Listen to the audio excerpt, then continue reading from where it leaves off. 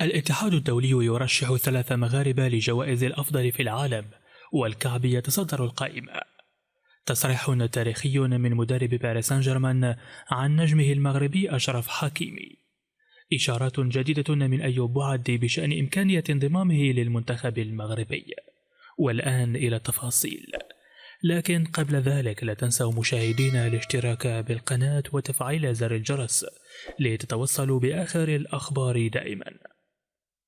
أعلن الاتحاد الدولي للتأريخ والإحصاء عن ترشيح 3 رياضيين مغاربة لجوائز الأفضل لعام 2024، مما يعكس المستوى العالي الذي وصل إليه المغرب في مجالات كرة القدم والتدريب والتحكيم.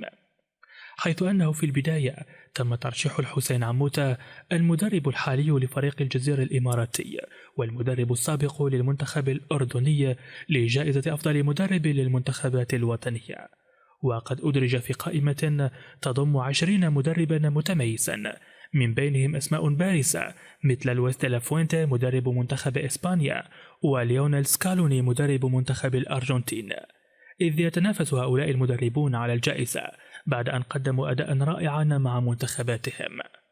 وعلى صعيد اللاعبين تم ترشيح بلال الخنوس لاعب ليستر سيتي الإنجليزي لجائزة أفضل لاعب واعد لهذا العام، وذلك ضمن قائمة تضم 25 لاعبا من أبرز المواهب الشابة في العالم. من بين هؤلاء اللاعبين يوجد أيضا الإسبانيان لامين يامال وغافي من فريق برشلونة، بالإضافة إلى البرازيلي أندريك والتركي أردا غولر من ريال مدريد. أما في مجال التحكيم فقد تنافست الحكمة المغربية بشرى الكربوبي على جائزة أفضل حكمة في العالم لعام 2024 في قائمة تضم 10 حكمات رائدات عالميا، حيث يظهر ترشيح الكربوبي أهمية دور النساء في الرياضة، ويعكس أيضا تميز المغرب في هذا المجال.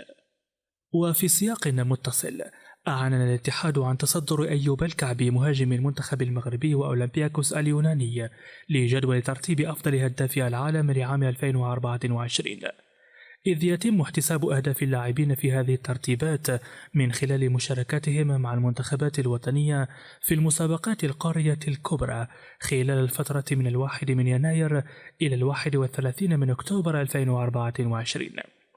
وقد سجل الكعبي 18 هدفا، متفوقا بذلك على سفيان رحمي لاعب العين الإماراتي الذي أحرز 17 هدفا.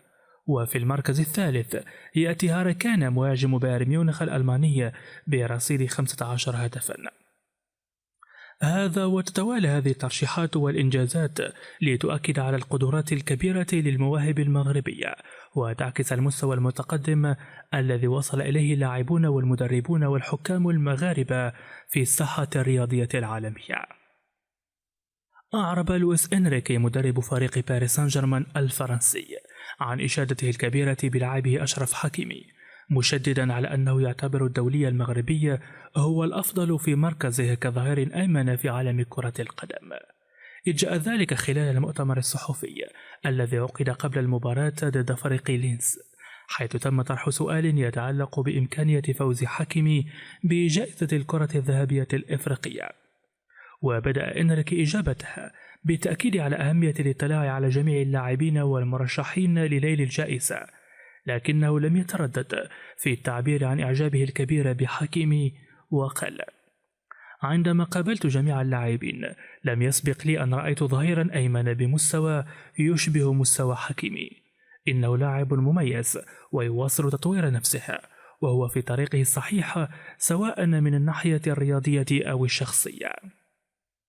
واستمر المدرب في وصف حكيمي مشيرا إلى خبرته الكبيرة على الرغم من سنه الصغير، حيث قال: هو يمتلك الكثير من التجارب، وهو ما يجعلنا نرغب في أن يصبح لاعبا مرجعيا في الفريق، فهذا يتطلب الأفعال والإنجازات، وأشعر أنه قد أظهر تحسنا ملحوظا مقارنة بالموسم الماضي. وتعكس تصريحات إنريكي الثقة الكبيرة التي يوليها للاعب المغربي، وتظهر أيضا التزام النادي بتطوير إمكانيات حكيمي ليصبح أحد أعمدة الفريق الأساسية، وبالتالي ينتظر أن يكون لحكيمي دور حاسم في تحقيق الأهداف التي يسعى إليها باريس سان جيرمان هذا الموسم. تواصل الجامعة الملكية المغربية لكرة القدم جهودها الحثيثة لإقناع اللاعب أيوب بوعدي متوسط ميدان نادي ليلا الفرنسي بتمثيل المنتخب الوطني المغربي في المستقبل، ويأتي هذا في وقت يبرز فيه بوعدي كأحد النجوم الصاعدين في كرة القدم الأوروبية، خاصة بعد أدائه المميز في مباراة فريقه ضد ريال مدريد في دوري أبطال أوروبا. ووفقا لتقارير إعلامية متعددة، فإن بوعدي قد تلقى اتصالات مباشرة من الناخب الوطني وليد الركراكي الذي يسعى لإقناعه بالانضمام إلى أسود الأطلس، وتأتي هذه الاتصالات في إطار المشروع الطموح الذي تسعى الجامعة إلى تحقيقه، والذي يهدف إلى تعزيز صفوف المنتخب بالمواهب الشابة التي يمكن أن تسهم في تحقيق إنجازات كبيرة في المنافسات المقبلة. وعلى الرغم من أن بوعدي لم يتخذ قراره النهائي بشأن المنتخب الذي سيختار تمثيله، إلا أنه قد أعطى إشارات إيجابية تجاه إمكانية انضمامه للمنتخبات الوطنية المغربية في المستقبل. ويظهر هذا الأمر تفاؤلا من جانب الجامعة الملكية المغربية التي تأمل في أن يتمكن بوعدي من اتخاذ قرار يساهم في تعزيز القوة التنافسية للمنتخب. ويذكر أيضا أن بعض اللاعبين المغاربة الذين يلعبون في الدوري الفرنسي مثل أسامة الصحراوي زميله في ليل قاموا بمحاولة إقناع بوعدي بتمثيل المنتخب المغربي، إذ تعكس هذه المحاولات الروح الجماعية والروح الوطنية التي يسعى اللاعبون المغاربة إلى نشرها بين زملائهم في الخارج. ومن جهة أخرى، كان بوعدي قد شارك مع منتخب فرنسا لأقل من 20 سنة في مباراتين وديتين مؤخرا ضد منتخب المغرب للشباب، واللتين أقيمتا في فرنسا في 11 و14 من أكتوبر الماضي. وعليها فقد سبق له أن دافع عن ألوان منتخب فرنسا في الفئات السنية المختلفة، مما يزيد من تعقيد الخيارات أمامها.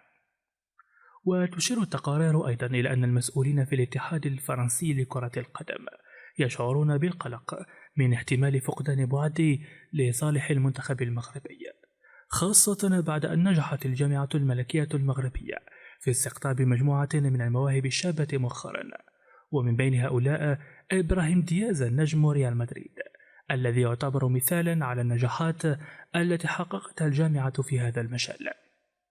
ويجدر بالذكر أن أيوب بوعدي الذي يبلغ من العمر 17 عاما لديه عقد مع نادي ليل يمتد حتى صيف 2027،